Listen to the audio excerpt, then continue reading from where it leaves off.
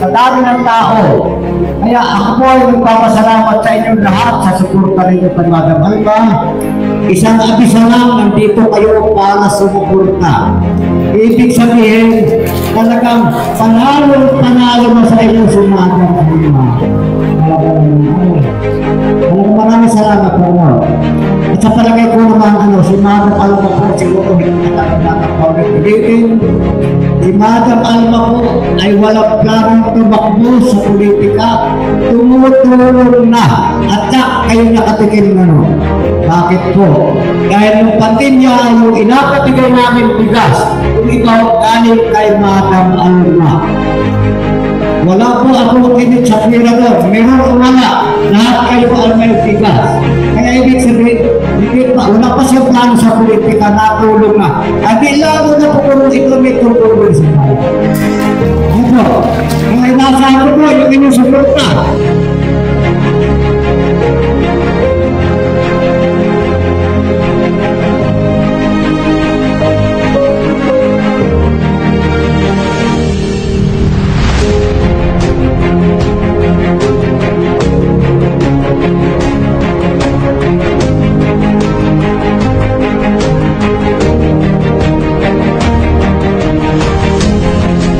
Princess ACM, taus-pusong maglilingkod sa inyo. 20 taon nang tumutulong sa mga barangay, lalo na sa mamamayan ng bansod, lalong higit noong panahon ng pandemya. Hindi lang dito, kundi halos sa buong Pilipinas. Ang aalalay sa lahat ng ilaw ng tahanan, ang dadamay sa ating mga senior citizen, ang magiging gabay ng mga kabataan, ang kakampi ng mga miyembro ng LGBT community at leader ng mga non-government organization dito at sa iba pang mga lugar, ang magiging sandigan ng at madali pong lapitan. Ako mismo po ay nagpapatunay sa inyo. Hindi po kayo magkakilala ni Madam, pero isang lapit ko lamang po sa kanya, sa aming kahilingan. Hindi po ako nagdalawang salita at sinagot niya po yung aming kahilingan. Kaya maraming salamat po kay Madam ACM at kay Madam Portia na siyang kasama niya bilang konsyal ng bayan. May pagmamahal sa kapwa. Samahan nyo ating siyang iboto. Siya ay si Alma Mirano.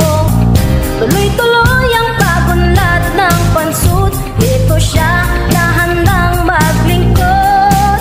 Siya si Alma Mirano, may mabuting puso, may dangal, maka-Diyos at makatao. Pagmamahal sa lahat ng pansudenyo, tayo na at ating iboto. Number 2 sa balota, Alma Mirano. Princess ACM for Vice Mayor. Ikaw ang gawa at bukal na pagtulong.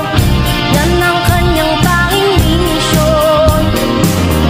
Lahat tayo ay tunay na aangat. Sabay-sabay ang ating pag-unlad.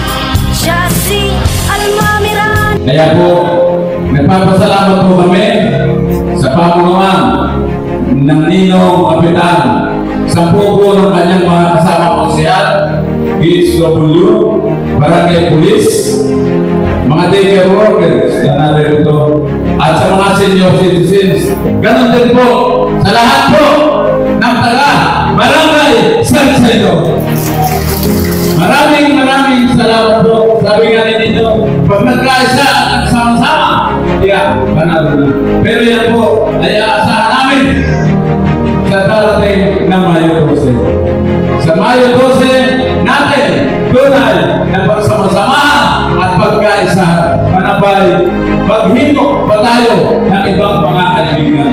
Hindi lang po kayo, marami pa po na dapat natin sabihan, ipalam kung ano ang tunay na damdamin at plataforma binobyerno ng ating magiging Kristo.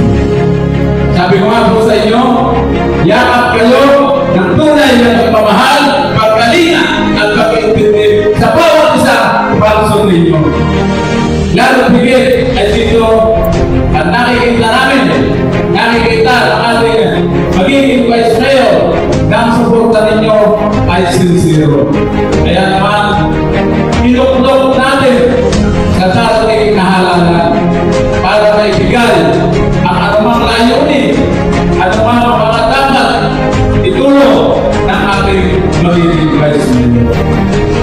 Dahil kung pa man, hanggang ngayon, ang ating magiging Vice Mayor ay taos-puso ang pagtulong sa mamamayan ng Bansulit.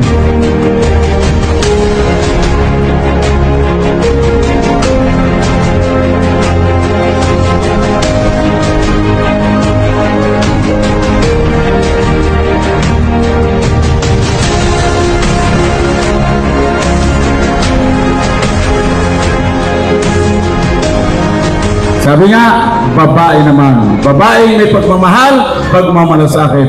Pwede po ba yun na ating pagsama-samaan ang ating magiging Vice Mayor? Maraming salamat at kita ko po'y tilig na ang bawat isa sa may bibitawang mensahe at plataforma de gobyerno ng ating magiging Vice Mayor.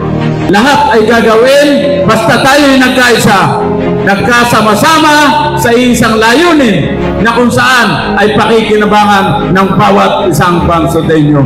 Hindi hadlang, hindi sagabal sa ating punong bayan, manapay magiging kagabay at katulong sa pag-asenso at pagunlad ng ating inang bayan. Kaya sa hapon pong ito, ibibigay ko po sa inyo ang pagkakaisahan at pagtatangkilikin natin sa darating na Mayo 12. Sa darating pong Mayo 12, magkaisa, magsama-sama para sa isang layunin, isang hangarin, isang adhikain para sa ating inang bayan. Ang tinutukoy ko po na magiging Vice Mayor sa darating na halalan ay walang iba kundi ang ating minamahal at iginagalang na magiging pangalawang punong bayan